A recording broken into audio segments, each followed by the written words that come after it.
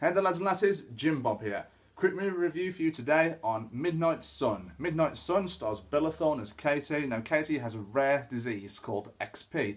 How it's actually pronounced I'm not even going to try because I can't even pronounce my own medication. So anyway, this disease basically restricts her from going out in the sun because if she goes out in the sun it could burn her skin and could potentially kill her. And so she's restricted in life, she has to stay indoors and she stays up all night, sleeps during the day.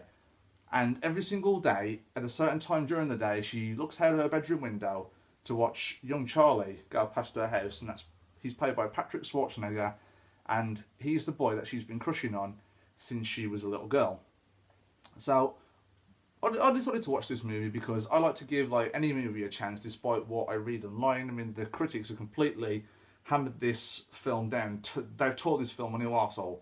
But seriously, I thought I'd give it a try myself, and I don't think it's anywhere near as bad as what I've read. Now, I've done my research on XP because I wanted to know what it was and how it affects it, and if this film actually lived up to the realism of it. It kind of doesn't. I mean, sometimes people with XP, they can go out in the sun, but as long as they cover their arms and their head with long jackets and stuff like that. But Bella Thorne doesn't do that in this film. As soon as the sun comes up, she's running for her life, thinking that it could kill her.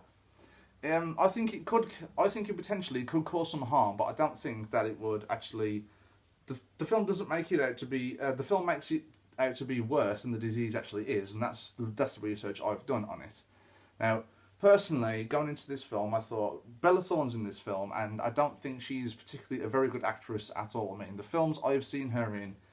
She's the most annoying character in the whole entire thing. I saw her in The Babysitter just a couple of months ago on Netflix, and I didn't really find her that funny. I don't really think she's a talented actress or singer.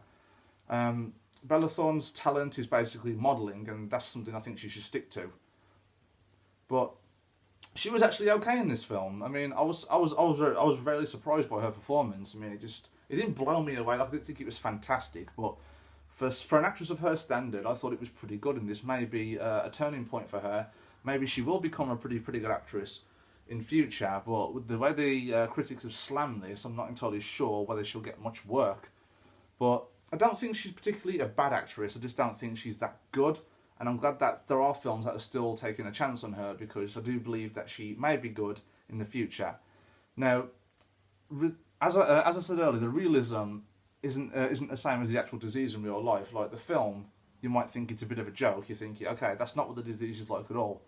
But I suppose the film had to turn it up a bit, take it up a notch just to make the drama stand out a little bit more. And that was the main thing which I kind of got from it, so it didn't really bother me that much. Like I knew that it wasn't realistic after I did my research, because I did my research before I watched the film, and it just didn't add up in the slightest. Now, in terms of chemistry between Bella Thorne and Patrick Schwarzenegger, my bad, sorry there Xavier. Now, Patrick Schwarzenegger, he's a little bit bland in this. I don't think he's fantastic and over the moon good acting. Like I've seen films particularly similar to this be written a bit better, but the chemistry between them two, they're a cute couple. I mean, I don't think they were that bad, and I've definitely seen worse. Like I've seen actors on screen that have no chemistry whatsoever, and one of those being, if you remember The Mummy, Tomb of the Dragon Emperor back in 2008, there is no chemistry whatsoever between Brendan Fraser and the actress that replaced Evie O'Connell. I can't remember her name. Bad casting mistake there. But with these two, I thought they were okay. Definitely not bad. Now, conclusion: the whole entire of this film is basically aimed at more of a teen audience, but to me, I enjoyed it. I didn't think it was bad. Nowhere near as bad as what critics have been saying, what fans have been saying, and some other reviews that I've seen on YouTube, besides myself.